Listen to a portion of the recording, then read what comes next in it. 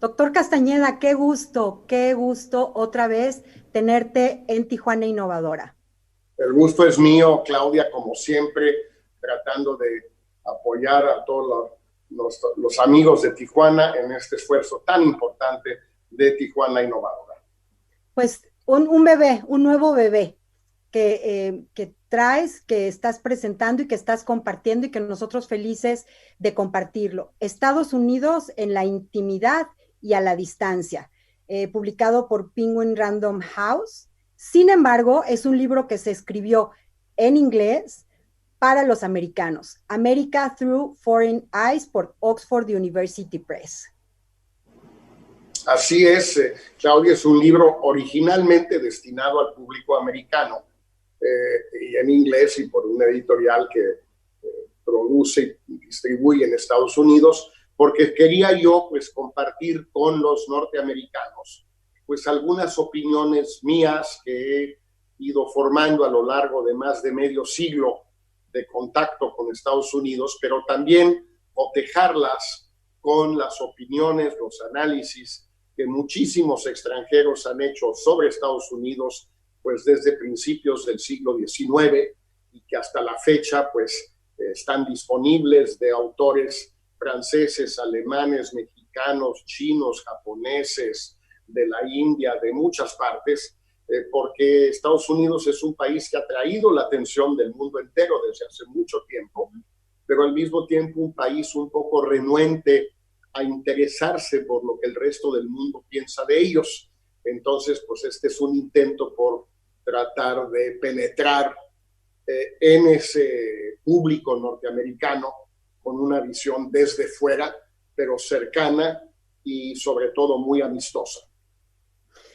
Cercana porque tú estuviste como niño, como estudiante, además como profesor, como viajero, y eso de alguna manera te hace acercarte a la cultura norteamericana y digamos que legitima tu aproximación.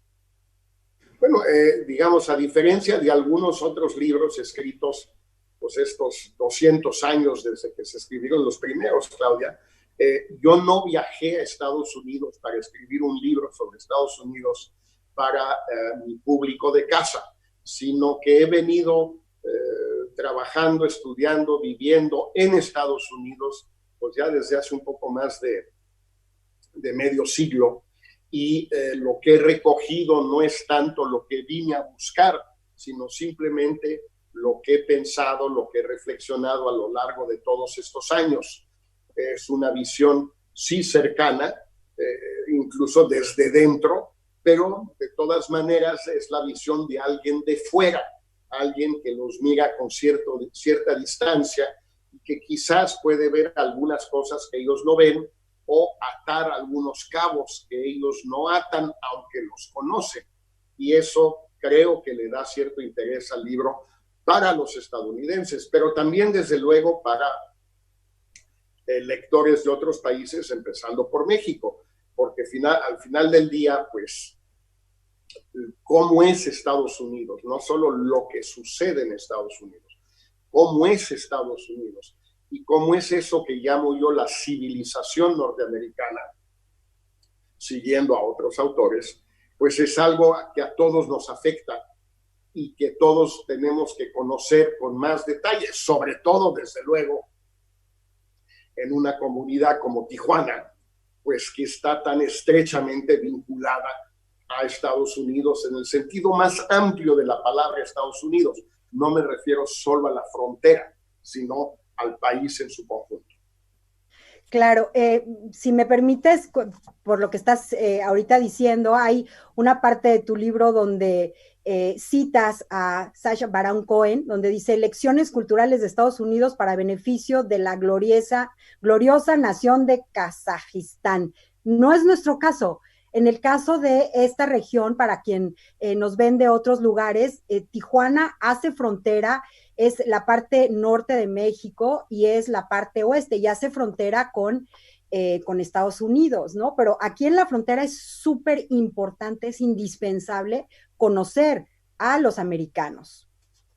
Bueno, y ustedes, los habitantes de la frontera, toda la frontera, pero quizás Tijuana, pues que ya pronto va a ser, o es ya con Mexicali, con Ciudad Juárez, una de las 3 grandes ciudades mexicanas en la frontera, pero Tijuana pues mucho más vinculada a California que Mexicali, simplemente por el desierto, y en lo que se refiere a Ciudad Juárez, porque El Paso es una ciudad finalmente pequeña. Tijuana tiene una relación más intensa, más de mayor magnitud, si se quiere, de mayores dimensiones con Estados Unidos, porque hay de todo del lado norteamericano y hay de todo, de alguna manera, del lado mexicano. Es decir, no hay solo maquiladoras, no hay solo gente que cruza por el día o para que le arreglen los dientes o qué sé yo.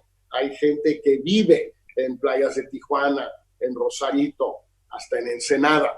Hay gente que tiene vínculos muy tradicionales ya de norteamericanos con Tijuana, y hay un número creciente de tijuanenses prósperos, pero de todos, que viven en Estados Unidos también, en La Joya, San Diego, en varias partes cercanas a toda la zona, que hace que esto se esté volviendo cada vez más una comunidad con una relación bastante distinta a la que existe en Mexicali, desde luego, y en Juárez. Ya ni hablemos de Matamoros y Brownsville. Y eso me parece que hace que Tijuana no solo puede interesar, debe interesarse por lo que sucede y cómo es Estados Unidos, sino que los tijuanenses saben mucho, porque lo viven, cómo es Estados Unidos, cómo son los norteamericanos. Y eso es un poco el sentido de este libro, Raúl. Lo que es más interesante es por qué les habría, me queda muy claro por qué a nosotros nos puede interesar, pero por qué los americanos están interesados en escuchar a alguien hablar de ellos, ¿no? Eso me parece súper interesante. ¿Cómo lo lograste? Bueno, lo logré por el momento publicando el libro y con algunas muy buenas, unas reseñas muy favorables, pero estoy todavía trabajando en eso y en circunstancias complicadas, que son las mismas que en México, porque no hay pues contacto directo con la gente. Las universidades todas están funcionando en línea, no hay presentaciones del libro presenciales, pues uno está compitiendo con muchísimas noticias, empezando por las del COVID. Pero bueno, la idea era siempre tratar de ver si los norteamericanos, con el paso del tiempo, habían entendido o han entendido que su país depende cada vez más del resto del mundo, que son cada vez más sensibles a lo que sucede en el resto del mundo, que lo que sucede en el resto del mundo los afecta cada vez más a ellos, desde la pandemia, el COVID, hasta la contracción económica, pasando por la migración, el comercio, las drogas, el turismo, todo lo que tú quieras. En Nueva York es una ciudad que vive de mil cosas, por supuesto, pero entre otras el turismo internacional. Una gran cantidad de universidades norteamericanas viven de los estudiantes extranjeros, principalmente chinos, pero de todas las nacionalidades, que pagan colegiatura completa. Pues todo eso hace que lo que esté sucediendo hoy en el mundo y en Estados Unidos los afecta muchísimo, y por lo tanto pienso yo que debieran o deben, y están haciéndolo, interesarse más en lo que piensa el resto del mundo de ellos. Hay una cita que me encantó donde dices, tienen una lucha casi existencialista que está viviendo la sociedad para entenderse a sí mismo, ¿no? El que sus ciudadanos estén cuestionando el funcionamiento de su propia sociedad y sistema político y su lugar en el mundo. Un cambio constante y plagado de conflictos. Es una alternativa en el momento en que uno está en crisis personal, crisis de identidad, ¿no? Que de pronto alguien llegue con una claridad de un extranjero que conoce, ¿no? Y que además entiende los conflictos, es una superposibilidad para ellos. Bueno, yo espero que este libro, junto con otros y junto con ensayos, películas, artículos, medios, etcétera, sobre todo en este momento tan intenso que es la campaña electoral, y no cualquier campaña electoral, pues en efecto los norteamericanos puedan aprovechar la visión que muchos del resto del mundo tenemos sobre ellos, siempre desde una perspectiva, o por lo menos es mi caso, pero creo que de muchos, de afecto, de admiración, de objetividad frente a los defectos que su sociedad tiene, como todas las sociedades, y de los agravios que pueden haber existido a lo largo de los últimos 250 años frente a determinados países en determinados momentos. Podríamos encontrar muchos. Si a esas nos vamos, pues como diría el presidente López Obrador, ¿qué tantos tendrían que pedirnos perdón?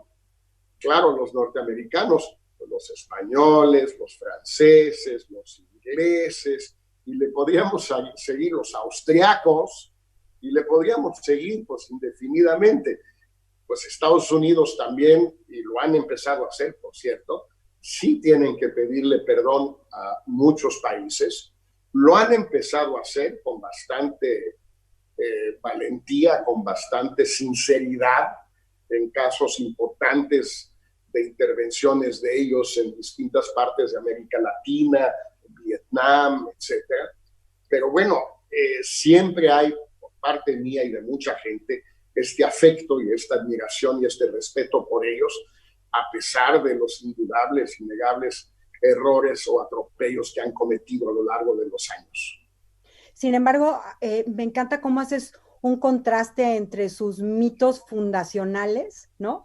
Y cómo justificas el por qué estos mitos finalmente tienen algo de verdad, ¿no? Y uno de ellos es esta excepcionalidad del americano, y que además tú, como secretario de Relaciones Exteriores, cuando estuviste en la posibilidad de negociar a nivel ya político, a nivel de un país, bueno, esta excepcionalidad no existe.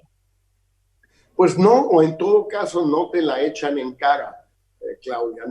Yo no me senté nunca con un alto funcionario norteamericano, pero el tiempo que acompañé a mi padre, que también fue secretario de Relaciones, y trabajé yo muy de cerca con él, nunca vi que un alto funcionario norteamericano nos dijera, bueno, pero es que ustedes tienen que entender que nosotros somos distintos, somos excepcionales, no nos vean como un país más, como una potencia más. No, nosotros somos distintos. A mí no me tocó ver eso. Es decir, creo que esa noción de la excepcionalidad norteamericana, muy arraigada en el psique norteamericano, es más para consumo interno, es más para que los norteamericanos se sientan orgullosos, contentos, se sientan reivindicados, mucho más que un factor de política exterior que finalmente no entre en juego, por lo menos en lo que yo pude ver durante el tiempo, la gestión de mi padre y la mía misma, y bueno, el tiempo que he podido seguir las relaciones entre México y Estados Unidos sin haber estado en el cargo de secretario de Relaciones, o mi padre o yo.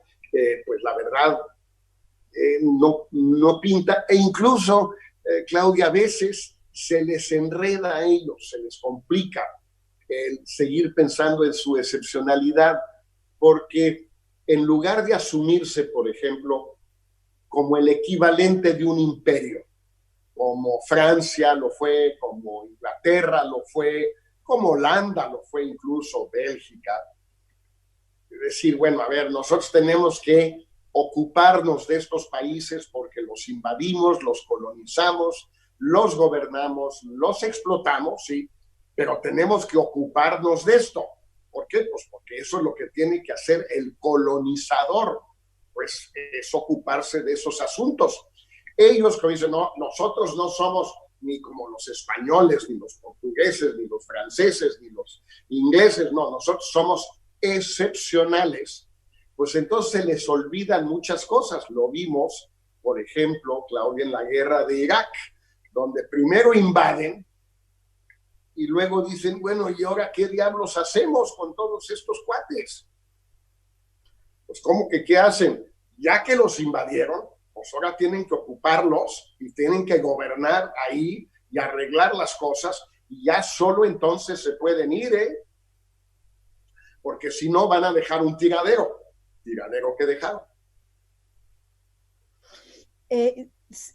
Tu libro me encanta, Jorge, porque además vas dando una semblanza, digamos, para las personas que no tienen una idea de la historia de Estados Unidos, vas dando como una línea del tiempo y vas dando pequeñas pistas para que vayan integrándose a entendiendo los mitos, por un lado, y por el otro, haciendo pequeños acordeones, ¿no? De ver cómo en un momento invadieron, pero al mismo tiempo cómo tienen otras formas de aproximarse o de establecer diálogos, que es esto de las culturas de masas que también lo comentas, cómo tienen políticas en contra, digamos, de la migración, pero, ¿no? Todos somos iguales. Este pasaje donde hablas del metro, que vienes en el metro de Nueva York, que es sensacional, si lo quieres compartir.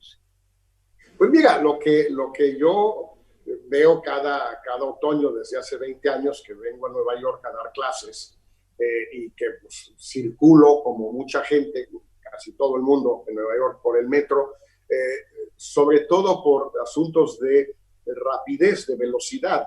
O sea, la ciudad, sobre todo Manhattan, se ha congestionado tanto que a determinadas horas del día, si aún teniendo coche, muy pocos en Nueva York tienen coche porque es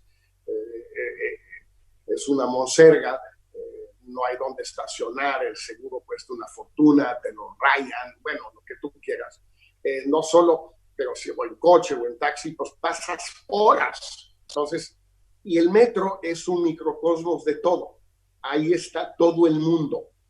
Está el ejecutivo que vive en Park Avenue y que va a Wall Street, porque a menos de que tenga helicóptero, y eso sí son pocos, aunque tenga un carro con chofer, que también son pocos, pero en fin, se va a pasar una hora, hora y media en la mañana yendo de su departamento en Park Avenue a Wall Street. En cambio, si se toma el metro, el express, pues llega 20 minutos. Y por más que pues a lo mejor no le gusta, ya va a llegar más rápido, va a perder menos tiempo. Ya hay internet, teléfono, servicio de teléfono dentro del metro, entonces con más razón puedes ir trabajando. Y bueno, es un microcosmos de la ciudad que a su vez es un poco un microcosmos del país, aunque desde luego Nueva York es una ciudad aparte. Muchos dicen que ni siquiera es parte de Estados Unidos. Bueno, se puede discutir eso, pero sí ves todo. Ves a los paisanos que van a trabajar, a los restaurantes, a los sitios de construcción, a las florerías, etcétera. Ves a los estudiantes, ves a los chinos que van a Chinatown a trabajar también, ves a los ejecutivos, ves a media humanidad ahí y te encuentras a gente. Yo me he encontrado en el metro o en la calle a gente, amigos como Rubén Blades, pues que uno empieza, ¿por qué? Pues porque todo el mundo tiene que andar en metro, si no, ¿cómo? Sí, y cómo el metro de alguna manera reúne a las diferentes eh, razas, a los diferentes idiomas, a las diferentes aproximaciones. Lo que hacen es que no se voltean a ver entre ellos, ¿no? No hacen contacto visual, ¿no? Cero contacto visual y cada vez más con el teléfono y los audífonos. Eso ya eso es realmente un patrón generalizado, muy chistoso, muy raro. Pero bueno, pues es quizás una manera de también aprovechar el tiempo, oír música por un lado y por el otro, pues estar chateando en el celular. Pues sí, pero igual no se hablaba mucho en el metro, entonces no se pierde mucho contacto, que digamos. Y otro de los mitos también es que los americanos son materialistas, ¿no? Y tú justificas y platicas cuál es la importancia de la movilidad social a través de los recursos económicos y platicas un poco sobre por qué no son materialistas, con una cita, si me permites, dice, más de 1 millón de norteamericanos residen en México, más que en cualquier otra parte del mundo, y los mexicanos lo reciben y los aprecian.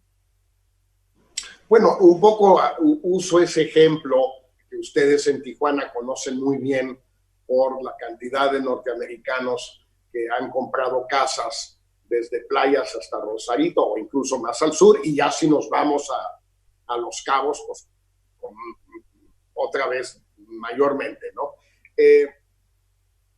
No son especialmente materialistas, obsesionados con el dinero, ni repulsivos, porque por muy hospitalarios que somos los mexicanos, Claudia, si nos cayeran gordos, pues los mandábamos al diablo, los maltratábamos o los ignorábamos o los despreciábamos, y al contrario, ese millón de americanos que están, desde luego, en la zona cerca de Tijuana y en Baja California Sur, y también Baja California Secas, pero también en Mazatlán, en Puerto Vallarta, por supuesto en la región de Chapala, en Ajijic, Chula Vista, en Guadalajara, San Miguel Allende, y bueno, podríamos seguir y seguir. Tienen una magnífica relación con la comunidad mexicana donde se han instalado. Ellos son respetuosos, amistosos, agradecidos por la hospitalidad, y los mexicanos somos magníficos anfitriones, muy hospitalarios. Incluso el síndrome del lanchero de Acapulco, que nomás está buscando cómo sacarle una lana al gringo, desaparece en las comunidades donde vienen a instalarse. No hay agandalle, no hay tanto afán por a ver qué le saco a este. ¿Por qué? Pues porque saben que están ahí viviendo buena parte del año, y que si los estafas una vez, pues ya no, a lo mejor se van. Y en cambio, si estableces una buena relación con ellos, pues se van a quedar y van a venir más. Pero ellos también demuestran que no son esa imagen del americano feo, arrogante, prepotente, materialista, obsesionado por el dinero. Bueno, por otro lado, Claudia, trato de explicar por qué el dinero cuenta tanto en Estados Unidos. Pues porque fue la vía privilegiada para el ascenso social o de movilidad social hacia arriba. En Europa, en Inglaterra, en Francia, en Alemania, en muchas partes, España, pues podías tener una situación social acomodada, prestigiada, respetada, si eras obispo, o si eras duque, o si eras guerrero, y habías combatido en tal o cual guerra, como conde de cualquiera de los condes franceses, o los duques ingleses, o los príncipes de Florencia, lo que tú quieras. En Estados Unidos no, la única vía pues era con la lana. A ver, ¿por qué me van a respetar? ¿Por qué voy a llegar a un nivel de prestigio, de respeto, de eminencia, de prominencia en mi comunidad, en mi sociedad? ¿De cómo lo puedo lograr? Pues con dinero. Es la que tengo a mi alcance. Si gano mucho dinero, le podré caer gordo, seré un patán, un ignorante, lo que tú quieras, pero voy a ser muy rico. Si quieres, es el síndrome Trump, aunque él desde luego pues heredó su dinero. Pero el hecho es que esa es, desde hace 200 años, la vía privilegiada del ascenso social en Estados Unidos, a diferencia de Europa y, por cierto, de América Latina y de otras partes del mundo. Bueno, entonces, pues claro que les interesaba el dinero, porque era la forma de ascender en la sociedad, porque no había otras. Pues sí, es cierto. Y también es cierto que comparten su dinero más que cualquier otro país del mundo en lo interno. En este esfuerzo que encabezaron hace algunos años Bill Gates y Warren Buffett de donar la mitad de sus fortunas gigantescas a la filantropía, pues le ganaron a todos los demás países del mundo, donde también hay triple millonarios, pero que no comparten su lana, se la quedan. Y además, no solamente es la única forma de movilidad social, sino que en esa medida van recibiendo el reconocimiento de la misma sociedad.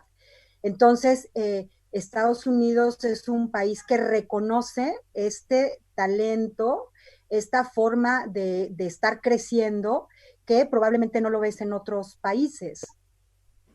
Lo valoran, o sea, desde los robber barons de finales del siglo XIX, los Rockefeller, los Carnegie, los Vanderbilt, los Guggenheim, todos ellos, pues para empezar, sí llegaron a obtener un prestigio y un reconocimiento social inmenso debido exclusivamente a su dinero, lo cual obviamente indujo a muchos otros a tratar de hacer lo mismo. La inmensa mayoría, por supuesto, no lo lograron, pero algunos sí, y en todo caso, muchos lo intentaron. Pero además, pues sí, fueron poco a poco creando instituciones.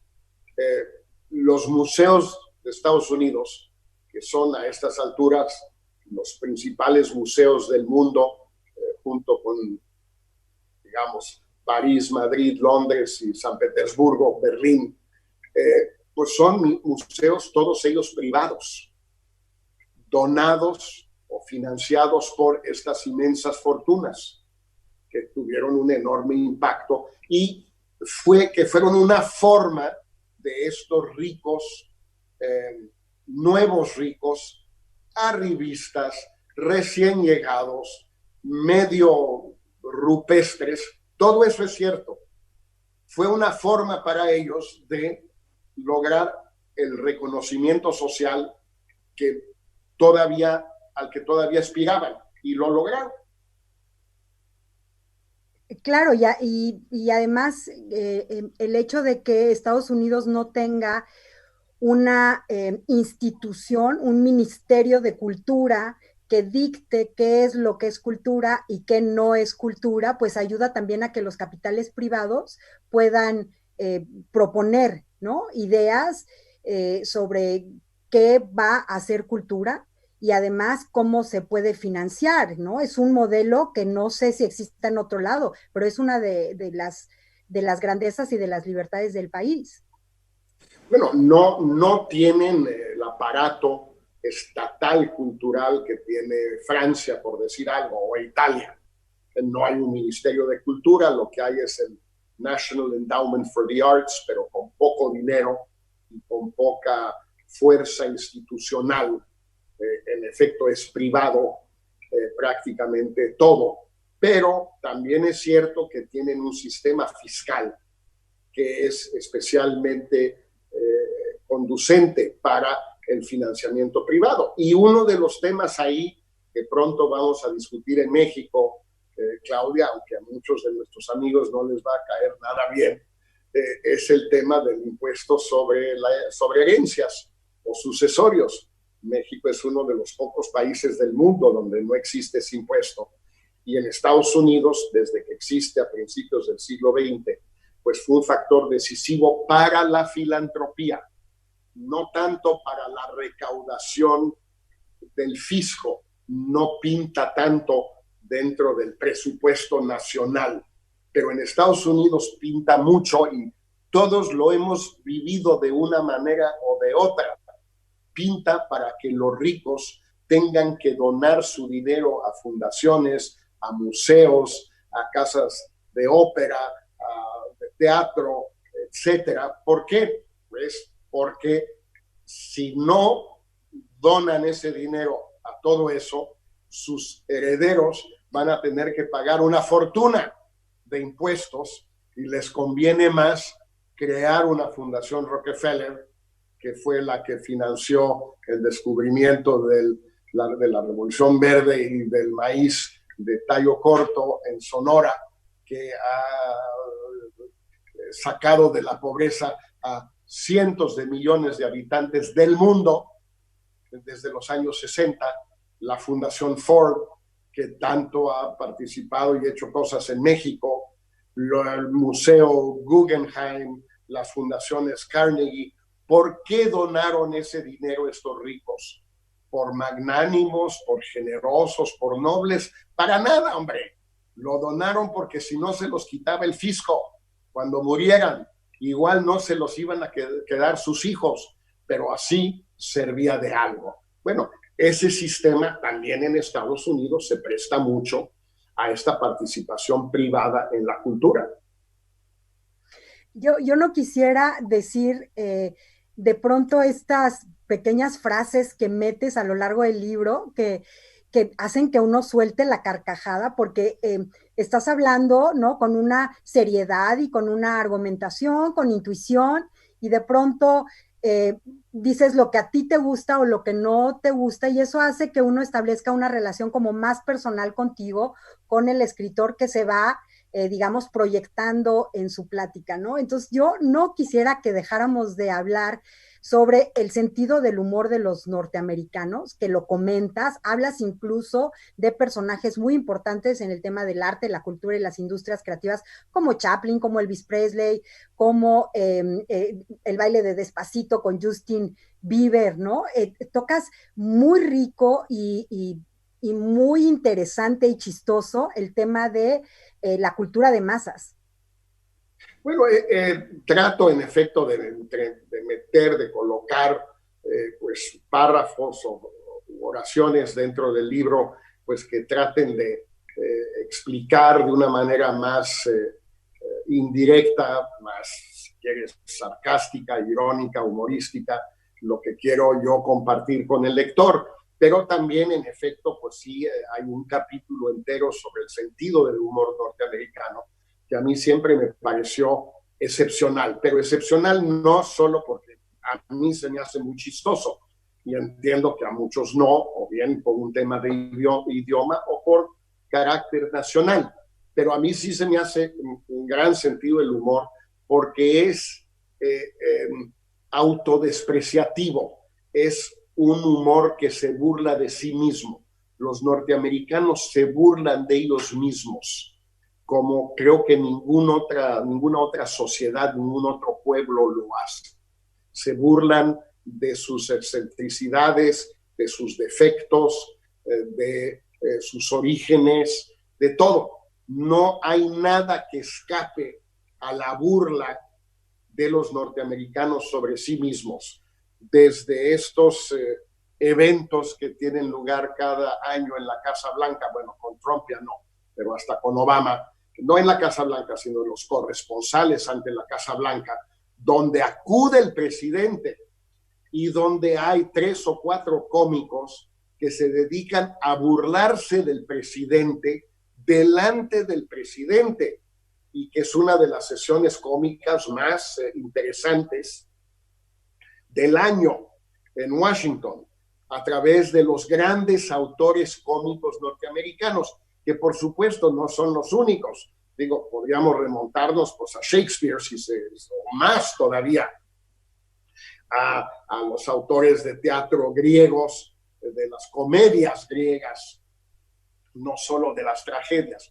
Pero los norteamericanos como que han desarrollado más, yo creo, el humor como forma cultural, las películas cómicas, los stand-up comedians en todas las ciudades de Estados Unidos, los discos que había, ahorita ya no hay discos, pero durante muchos años, en los años 60 y 70, los grandes cómicos norteamericanos grababan discos y tú podías comprarlos y escuchar sus monólogos.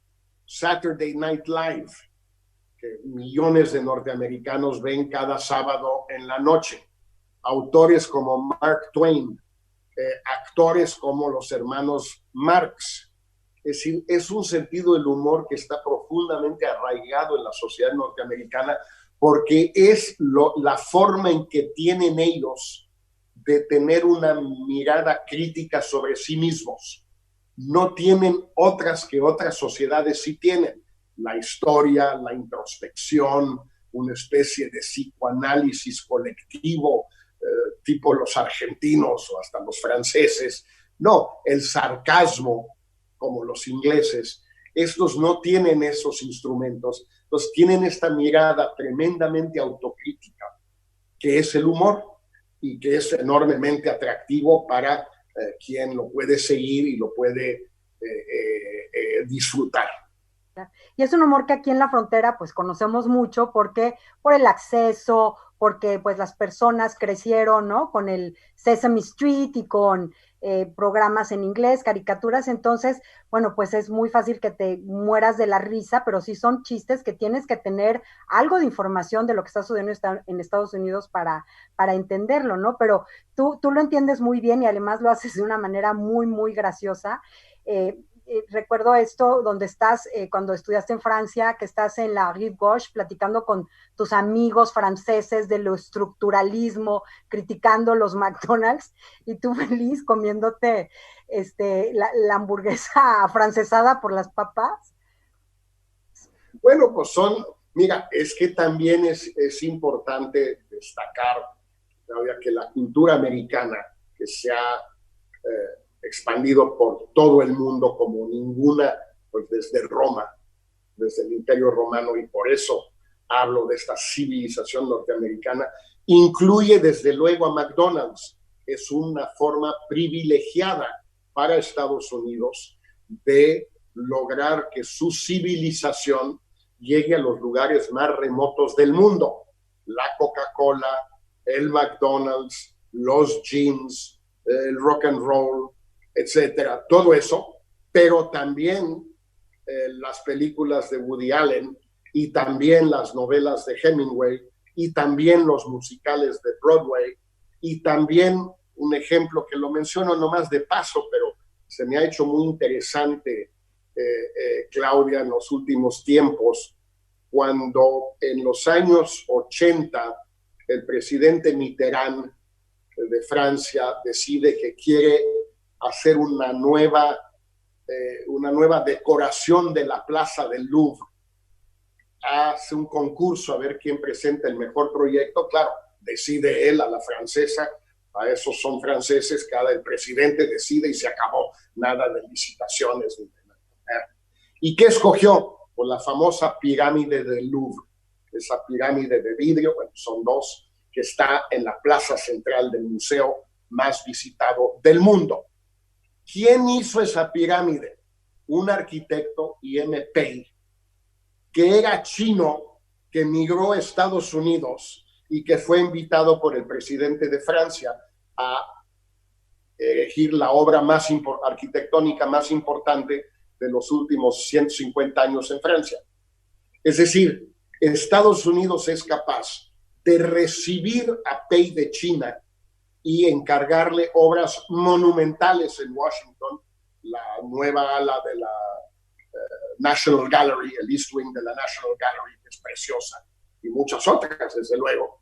Y luego de exportar a este chino gringo a Francia, donde su obra, ¿qué es? ¿Es china porque él es chino? Pues no.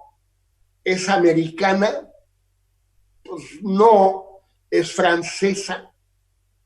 Pues no. Y es todo eso a la vez. Esa es la civilización norteamericana, desde la hamburguesa hasta la pirámide del Louvre. ¿Por qué insistir en que es una civilización? Pues mira, es una discusión bien interesante. Yo solo la planteo en términos muy resumidos, Claudia, y me gustaría más adelante pues, tratar de desarrollar más esas ideas. Pero, ¿por qué una civilización? Porque es mucho más que una cultura. Primero, porque tiene la capacidad de proyección militar, que a muchos nos puede disgustar, pero es un hecho.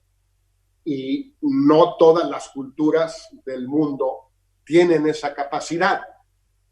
La India, esta cultura milenaria con una vitalidad, una energía extraordinarias, no tiene ninguna capacidad de proyección militar en el mundo. Unos dirán que qué bueno, aunque tengan armas atómicas. Bueno, eso ya es una opinión sobre ellos, pero no la tienen. Ni siquiera los chinos la tienen. ¿Sí? No es un asunto que tienen esa proyección militar, que quiere decir que en efecto conquistan algunos lugares, como Roma conquistó Galia, lo que era Inglaterra, España, buena parte del norte de África, por supuesto Grecia, Egipto. Bueno, o sea, sí, para imponerle tu cultura a otro, muchas veces lo tienes que invadir y conquistar. España sí lo supo hacer. Hubo una civilización ibérica, si quieres, hispana, a partir del siglo XV. Segundo, es una civilización porque va más allá de la cultura en muchos sentidos. Incluye la cultura, pero va más allá de la cultura, o solo la cultura en un sentido muy amplio. El tema de la gastronomía, el tema de la vestimenta, el tema de la música, pero también el tema más evidente de todos, el inglés. Claro, que es la lengua.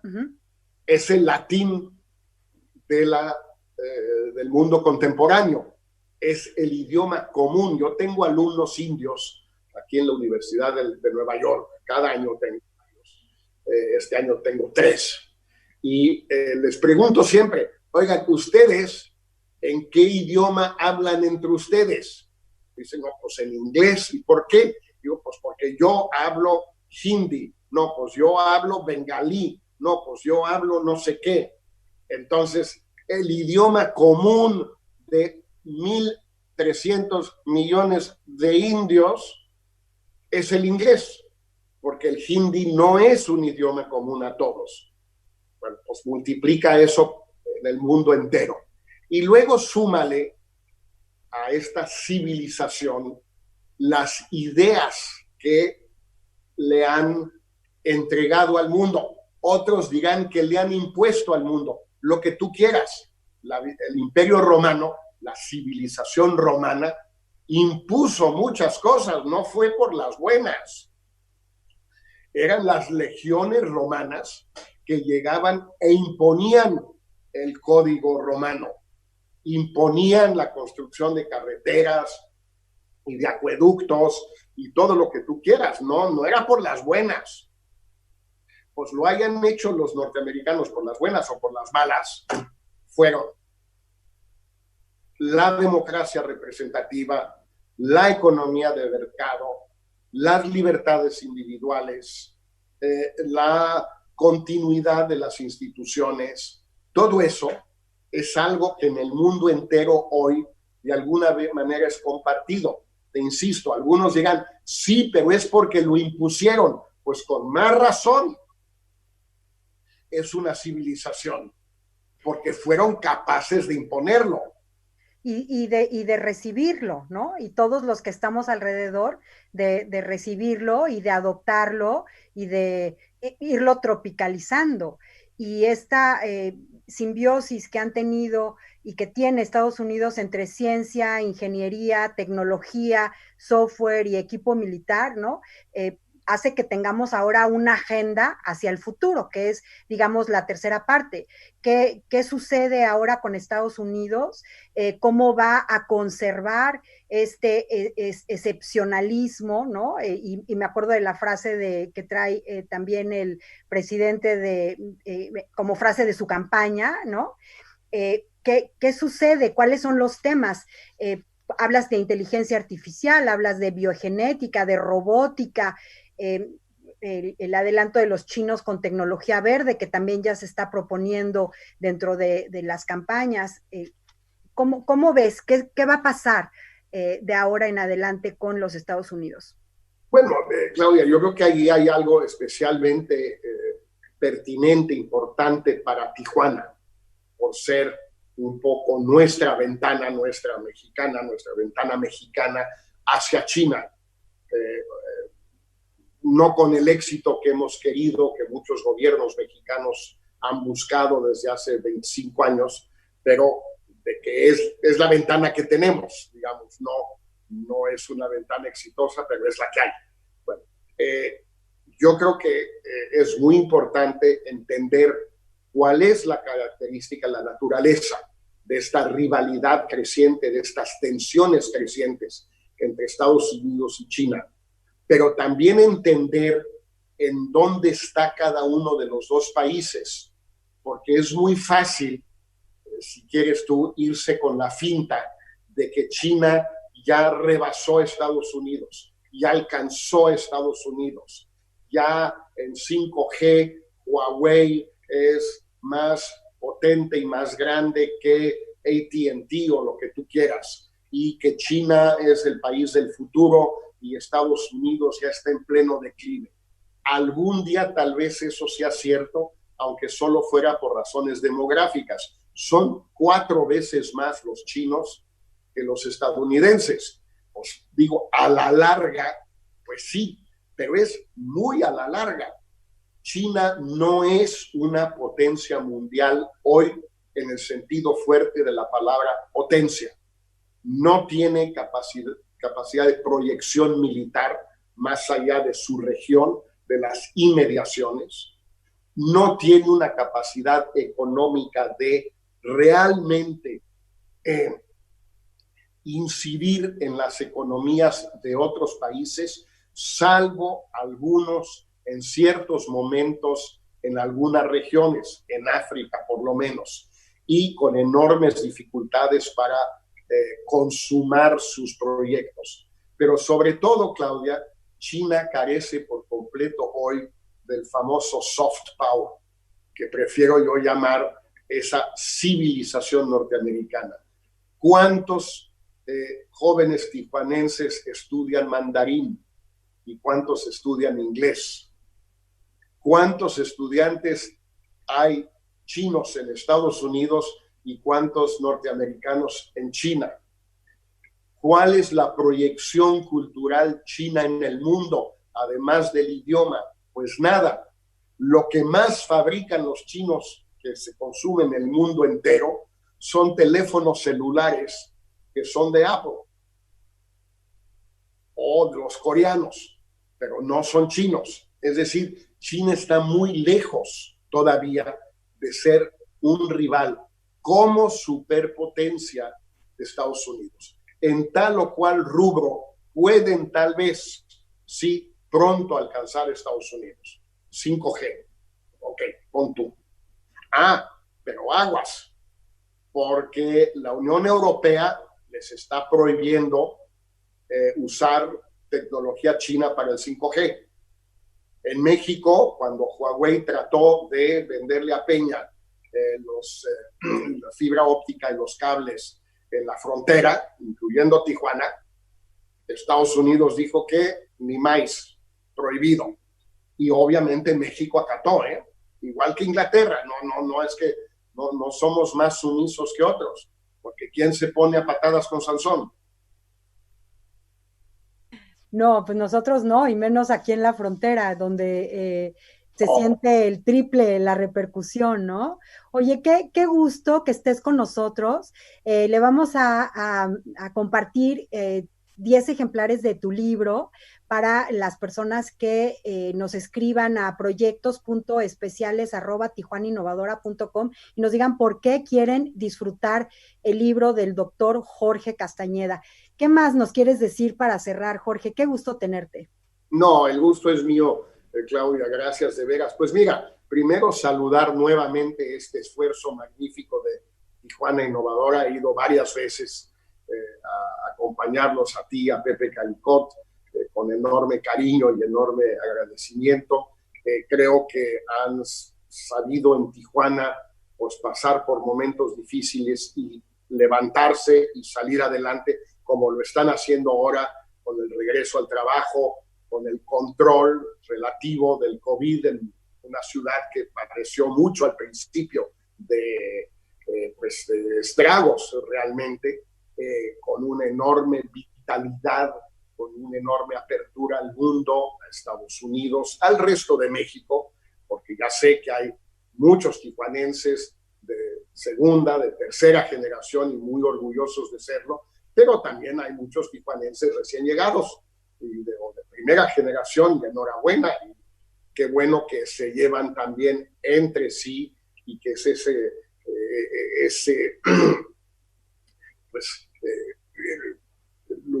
ese sitio donde todo México se mezcla, donde están todos los Méxicos.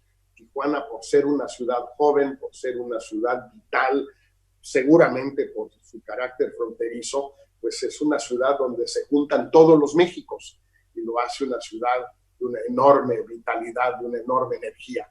Entonces, pues yo sí quiero mandarles un abrazo muy apretado a todos mis amigos, mis amigas en Tijuana, y también instarlos a seguir conociendo, interesándose por, aprendiendo de Estados Unidos y enseñándole cosas a Estados Unidos. Tenemos mucho que aportarles nosotros, los mexicanos en general y los tijuanenses en particular, a los Estados Unidos, a los norteamericanos, de cómo es la vida, cómo es el mundo. Y creo que tenemos mucho que hacer en esa materia. Jorge, pues qué gusto tenerte una vez más, un gran abrazo, cuídate muchísimo y gracias por estar siempre con nosotros y por seguir estudiando esta frontera, estas relaciones entre México y Estados Unidos. Gracias, Claudia, por volverme a invitar. Un abrazo para todos los amigos, todas las amigas en Tijuana y pues espero que nos veamos ya en persona el año que entra. Muchas gracias. Continuamos. Sigan con nosotros.